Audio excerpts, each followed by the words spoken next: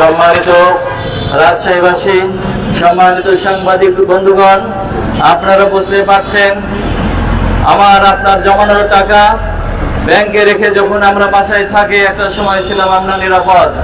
এখন স্বাভাবিকভাবেই আমার আপনার গচ্ছিত টাকা আমার আপনার আমানত ব্যাংক যথাযথ আমানতদারিতার পরিচয় দিতে গিয়ে আজকে তারা হিমশিম খাচ্ছে।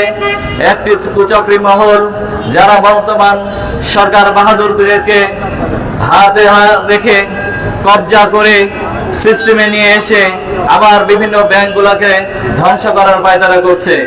আপনারা জানেন বিগত সময়ে স্বৈরাচার আওয়ামী লীগের দোসররা বিভিন্ন ব্যাংক এবং আর্থিক প্রতিষ্ঠান থেকে হাজার হাজার কোটি টাকা তারা বিদেশে নিয়ে গিয়ে বেগম পাড়া তৈরি করেছে। আবারও নব্য কোনো ফ্যাসিস্ট, আবারও নব্য কোনো লুটেরারা যেন এদেশ থেকে হাজার হাজার কোটি টাকা নিয়ে বিদেশি আবার কোনো বেগম পাড়া যেন তৈরি করতে না পারে, তাই আজকের এই গ্রাহক সমাবেশ ঐক্যবদ্ধ হয়েছে। 24 যেমন সংগঠিত হয়েছিল, প্রয়োজনে আবার 24 সংগঠিত হবে। রক্তের উপরে প্রয়োজনে আবার এই দেশকে একটি বৈষম্যহীন একটি অবস্থার করে দাঁড় করাবে। তবু এদেশের আবমর জনতা, বিভিন্ন ব্যাংকের গ্রাহকরা কোনোভাবেই তাদের আমানতকে নষ্ট হতে দেবে না। প্রিয় উপস্থিতি, এরপর যে আপনাদের সামনে সংক্ষিপ্ত কথা রাখছেন বিশিষ্ট ব্যবসায়ী রাইম প্রপার্টিজের পরিচালক ইঞ্জিনিয়ার আব্দুল্লাহিল কাফে।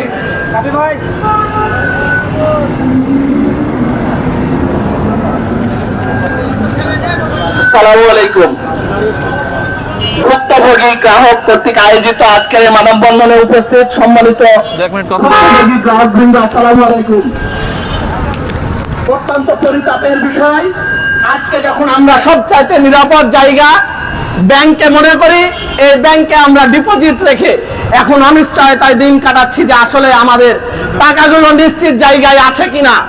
আমরা যখন বিভিন্ন চ্যানেলের মাধ্যমে জানতে পারি 5টি সম্মিলিত ইসলামী ব্যাংকের গ্রাহকরা কোটি কোটি টাকা রাখার পরেও মাত্র 5,000 টাকা চাইতে পারে না। আমরা অনিশ্চয়তার মাধ্যমে দিন কাটাচ্ছি ইসলামী ব্যাংকেও আমাদের এই টাকাগুলো ঠিকঠাক আছে কিনা। 2017 সালে অবৈধভাবে প্রশাসনের মাধ্যমে এসে আলম ব্যাংক দখল করে হাজার হাজার কোটি টাকা বিদেশে পাচার করেছে। 70,000 কোটি টাকা থেকে প্রায় বিভিন্ন পত্রিকার মাধ্যমে জানতে পারি 2,25,000 কোটি টাকা পর্যন্ত বাংলাদেশ থেকে পাচার করা হয়েছে। এই পাচারকৃত টাকাগুলো বিভিন্ন গ্রাহকের, এই বাংলাদেশের খেতে খাওয়া মানুষের এই পাচারকৃত টাকাগুলো বাংলাদেশে বৈধভাবে ফেরত নিয়ে আসতে হবে। আমরা দেখতে পাচ্ছি বর্তমানে যে নতুন সরকার গঠিত হয়েছে, এই গঠিত সরকারের কিছু পথভ্রষ্ট নেতাদের যোগ সাজেছে এসে আলম গ্রুপকে পুনরায় ইসলামী ব্যাংক দখলের জায়গাতে নিয়ে আসার চেষ্টা করছে।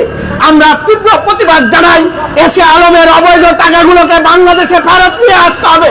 পুনরায় বাংলাদেশে ইসলামী ব্যাংকে এসে আলমকে কোনোভাবে তাদের হাতে তুলে দেওয়া যাবে না। প্রয়োজন হলে মাননীয় প্রধানমন্ত্রীকে আহ্বান জানাবো, আপনি ব্যাংকের গভর্নরের সাথে বসুন, বিরোধী দলের সাথে বসুন, কিন্তু বাংলাদেশের অর্থনীতিকে ধ্বংস করবেন না। আজকে যদি ব্যাংকগুলোকে আপনারা ধ্বংস করেন, পক্ষান্তরে বাংলাদেশের অর্থনীতি ধ্বংস হয়ে যাবে। আপনি মাঠ পর্যায়ে খেয়াল করুন, বাংলাদেশের অর্থনীতি ধ্বংস হয়ে গেছে। ব্যাংকগুলোতে মানুষ টাকা পাচ্ছে না, বিভিন্ন দ্রব্যমূল্য বেড়ে গেছে। আবারও যদি এইভাবে ব্যাংকগুলোকে এসে আলমের হাতে তুলে দেন, বাংলাদেশের প্রত্যেকটা ডিপোজিট তাদের ডিপোজিট হারাবে। বিধায় আজকে আমাদের এই মানববন্ধনের মাধ্যমে আমরা জানাতে চাই, এসে আলম থেকে শুরু করে যে বিভিন্ন লুটেরা কোম্পানি আছে, এই কোম্পানিগুলোর তালিকা করে যে জায়গায় টাকা লুট করেছে সেই লুটকৃত পাচারকৃত টাকা বাংলাদেশে ফেরত নিয়ে আসতে হবে। সর্বোপরি আমি বলতে চাই, লুটেরাদের কোন দলীয় পরিচয় হতে পারে না। তারা যে দলেরই হোক না কেন, তাদের প্রথম পরিচয় হচ্ছে তারা লুটেরা।